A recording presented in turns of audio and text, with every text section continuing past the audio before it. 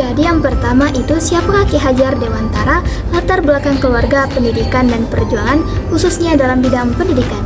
Jadi yang pertama, latar belakang Ki Hajar Dewantara yang berasal dari keluarga bangsawan di Kadipaten Pura, Pakualaman, Yogyakarta. Ayahnya Pangeran Surjaningrat adalah putra sulung dari Pakualam III, sementara ibunya Raden Ayu Sandia adalah keturunan Nyai Ageng Serang yang merupakan keturunan Sunan Kalijaga. Tempat tinggal keluarga Ki Hajar Dewantara berada di sebelah timur Pura Pakualaman. Rumah-rumah keluarga bangsawan di Jawa umumnya memiliki pendapa dalam, dan di halaman yang sama terdapat rumah-rumah anggota keluarga yang Magersari. Lingkungan keluarga Ki Hajar Dewantara sangat memengaruhi pendidikannya. Di keluarganya terdapat kecenderungan akan kesenian dan kesusastraan Jawa. Ayahnya memberikan pengajaran tentang agama Islam dan ajaran Hindu yang terserat dalam cerita wayang. Selain itu, pendidikan nasional Jawa tetap dijaga dengan adanya guru-guru yang mengajar sejarah, kesastraan, dan kesenian di Istana Pakualam. Kemudian yang kedua yaitu latar pendidikan Ki Hajar Dewantara. Yang pertama kali bersekolah di ILC atau Sekolah Dasar untuk Anak-anak Eropa dan bangsawan yang ada di Indonesia. Beliau bisa masuk ke sekolah ini karena beliau adalah anak bangsawan.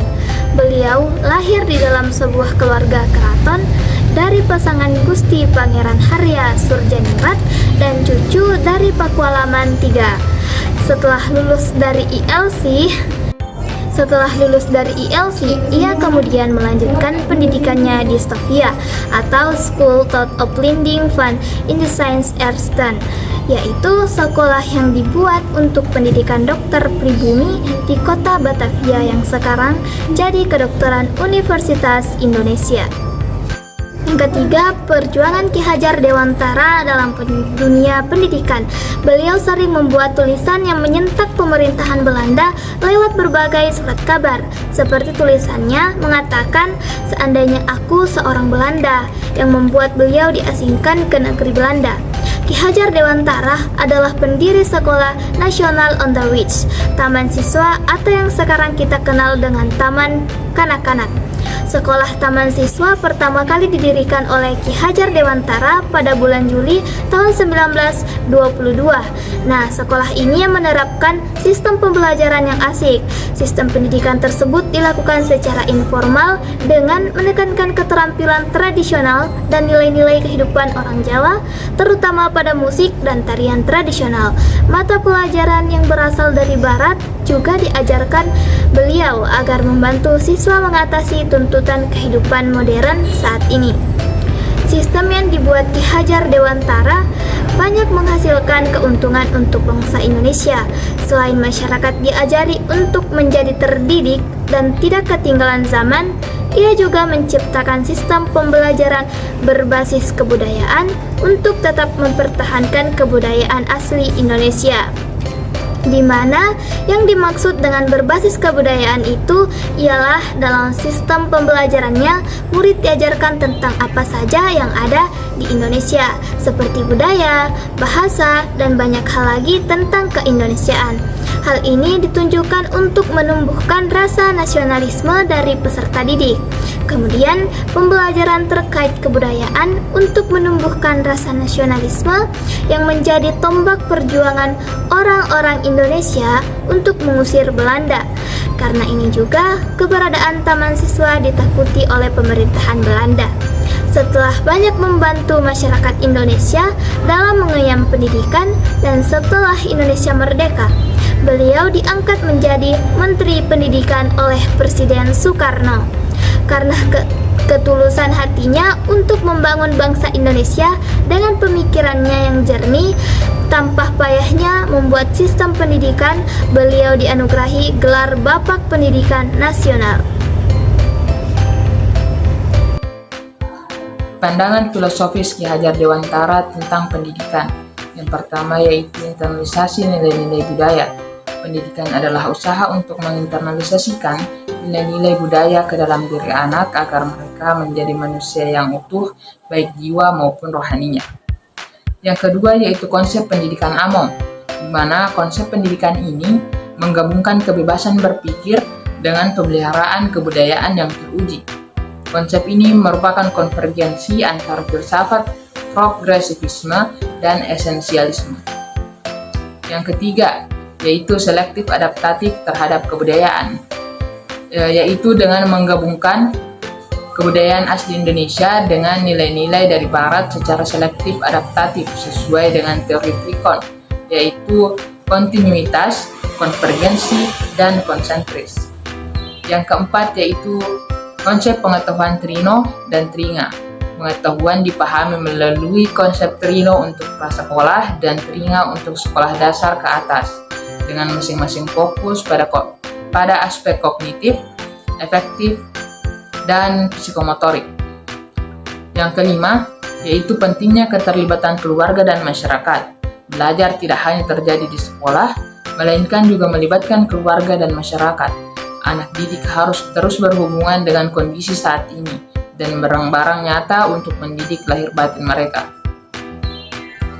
Dengan pendekatan ini, Ki Hajar Dewantara menekankan pentingnya mengintegrasikan nilai-nilai budaya, memberikan kebebasan berpikir, dan melibatkan lingkungan sekitar dalam proses pendidikan anak-anak.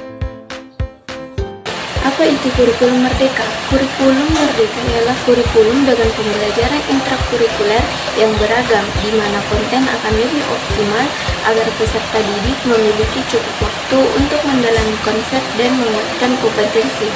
Lalu, mengapa kurikulum merdeka ini diterapkan?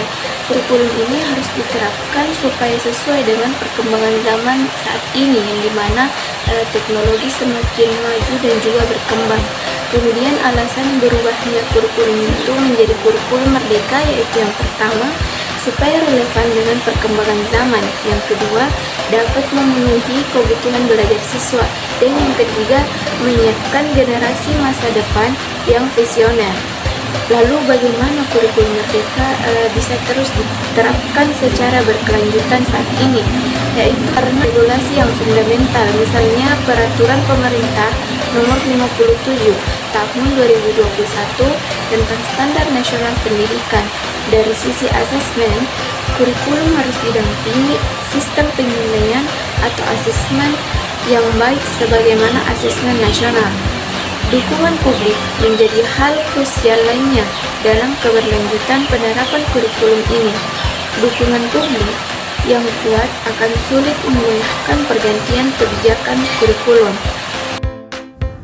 Nah, adapun filosofi pendidikan Ki Hajar Dewantara yang menekankan integrasi nilai-nilai budaya, kebebasan berpikir, dan partisipasi keluarga serta masyarakat dapat tercermin dalam konsep kurikulum merdeka.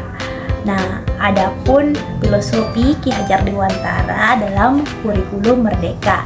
Yang pertama itu kurikulum merdeka memperkuat nilai-nilai budaya Indonesia dengan memasukkan pendidikan karakter sebagai salah satu komponen yang memastikan pesan-pesan nilai budaya lokal seperti gotong royong, kejujuran, dan keberagaman. Nah, di sini ditekankan dalam proses pendidikan. Nah, selanjutnya yang kedua, kurikulum merdeka memberikan lebih banyak ruang untuk kreativitas dan eksplorasi bagi siswa dengan menekankan pada pembelajaran yang berpusat pada siswa itu sendiri, yang dimana pembelajaran ini berbasis proyek. Siswa didorong untuk mengembangkan kemampuan berpikir kritis, analisis, dan kreatif.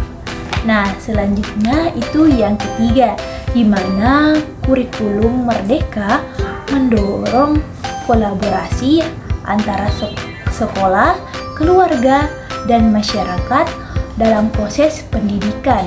Melalui pendekatan ini, pembelajaran terintegrasi dengan lingkungan sekitar. Siswa diajak untuk terlibat dalam proyek-proyek nyata yang relevan dalam kehidupan sehari-hari mereka. Selanjutnya itu yang keempat.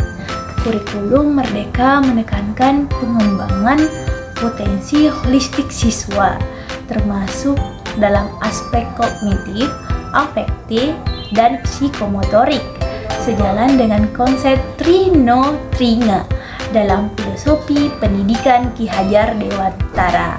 Contohnya, dalam kurikulum Merdeka, sekolah dapat menyelenggarakan program pengabdian kepada masyarakat di mana siswa bekerja sama dengan keluarga dan masyarakat untuk menyelesaikan proyek-proyek yang bermanfaat bagi lingkungan sekitar. Ini mencerminkan keterlibatan aktif keluarga dan masyarakat dalam pendidikan sesuai dengan prinsip-prinsip Ki Hajar Dewantara.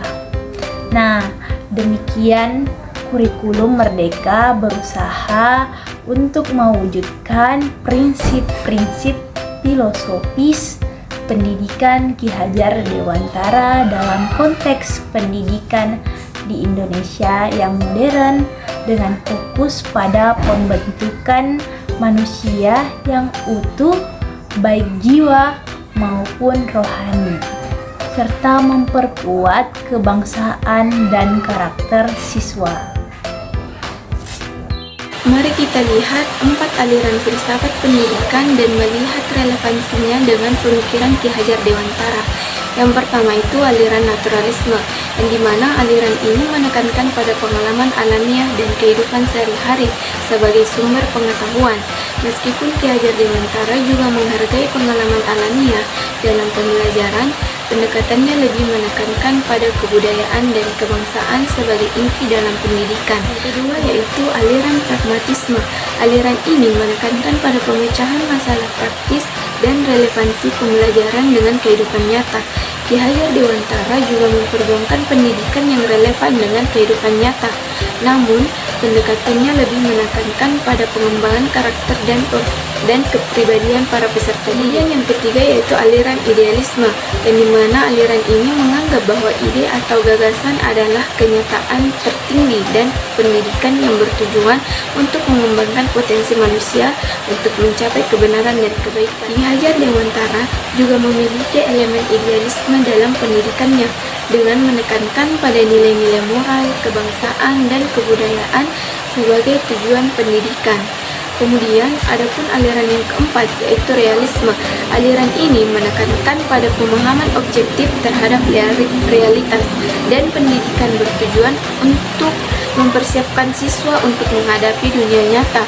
Ki Hajar Dewantara juga menganut pandangan realis dalam mempersiapkan siswa untuk menghadapi tantangan dalam kehidupan nyata, namun dengan penekanan khusus pada nilai-nilai budaya dan kebangsaan.